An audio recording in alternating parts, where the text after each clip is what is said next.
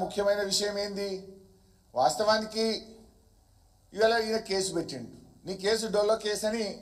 సరే ప్రాథమికంగా హైకోర్టు చెప్పింది కేసు ఎందుకు పెట్టాలి అది అవినీతి నిరోధక శాఖ తరఫున పెట్టినాం అవినీతి జరిగితే దాన్ని నిరోధించే ప్రయత్నం చేయాలి అక్కడ అవినీతే జరగలేదు అవినీతి ఎక్కడ జరిగింది రాష్ట్ర ప్రభుత్వ ఖజానా నుంచి మన రాష్ట్ర ప్రభుత్వ అకౌంట్ ఉన్నటువంటి నేషనలైజ్డ్ బ్యాంకు నుంచి మనం ఏ సంస్థ అయితే ఇక్కడ హైదరాబాద్లో ఈ కార్ రేసింగ్ జరుపుతుందో ఆ సంస్థకు డబ్బులు పంపారు సో ఇక్కడ ఎక్కడ అవినీతి జరిగింది ఇలా ఏదన్నా ఉంటే కొంత ప్రొసీజరల్ ల్యాబ్స్ జరగచ్చు అంతే తప్ప ఎక్కడ కూడా అవినీతి జరగలే ఈ విషయం నేను చెప్పడం కాదు స్వయంగా నిన్న రాష్ట్ర మంత్రివర్యులు పొన్నం ప్రభాకర్ గారే ప్రెస్ మీట్ పెట్టి చెప్పిండు ఏం చెప్పిండు ఇందులో ఎక్కడ కూడా అవినీతి జరిగిందని మేము చెప్తలేము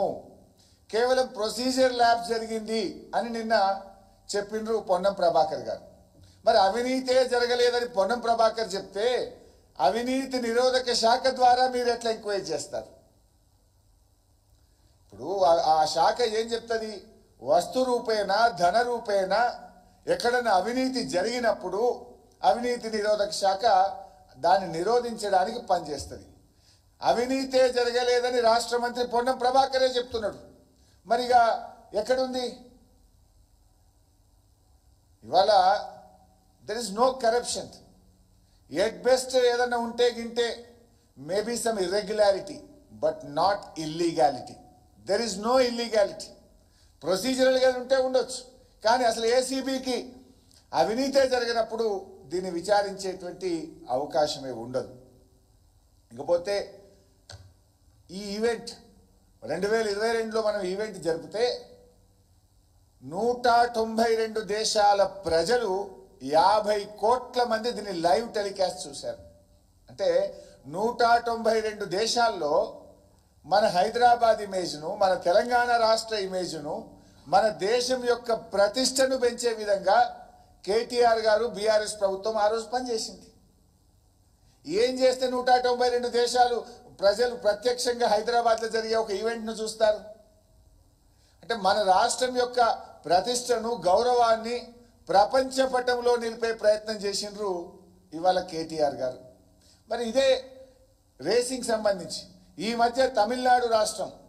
ఫార్ములా 4 రేసును నిర్వహించి 42 కోట్లు ఖర్చు పెట్టింది అది కూడా తప్పేనా మరి అదేవిధంగా ఫార్ములా 1 రేస్ ఉత్తరప్రదేశ్ ప్రభుత్వం 1700 కోట్లు ఖర్చు పెట్టి ఫార్ములా 1 రేస్ను నిర్వహించింది ఆ రాష్ట్రంలో అది కూడా తప్పేనా చంద్రబాబు నాయుడు గారు ఉమ్మడి ఆంధ్రప్రదేశ్లో ముఖ్యమంత్రిగా ఉన్నప్పుడు 103 కోట్ల రూపాయలు ఖర్చు పెట్టి 2003లో ఆఫ్రో ఏషియన్ గేమ్స్ నిర్వహించాడు అది కూడా తప్పేనా మీ కాంగ్రెస్ ప్రభుత్వం యూపీఏ కామన్వెల్త్ గేమ్స్ను 70,000 కోట్ల రూపాయలతో నిర్వహించారు అదో పెద్ద కుంభకోణంగా తర్వాత అంతా కూడా తేలింది అది కూడా తప్పేనా మహారాష్ట్ర ముఖ్యమంత్రి గారు ఏమన్నారు షిండే గారు మొన్నటిదాకున్న ముఖ్యమంత్రి గారు అరే కేటీఆర్ గారు నువ్వు ఢిల్లీ తీసుకుపోయినావు 4 ఏళ్ల దాకా నీ రాష్ట్రంలో హైదరాబాద్లో పెడుతున్నావు ఇది మా ముంబైలో జరగాలి మా రాష్ట్రానికి అవకాశం కావాలని అప్పటి ముఖ్యమంత్రి షిండే గారు మనను అభినందించాడు మనతో పోటీ పడే ప్రయత్నం చేసినాడు అంటే ఇంత మంచి పని జరిగితే కేవలం గత ప్రభుత్వ పనులు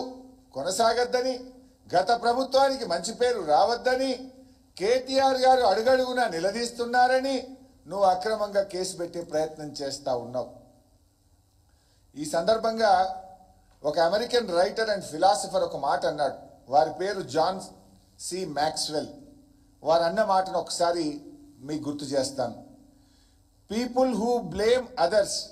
for their failures never overcome them they simply move from problem to problem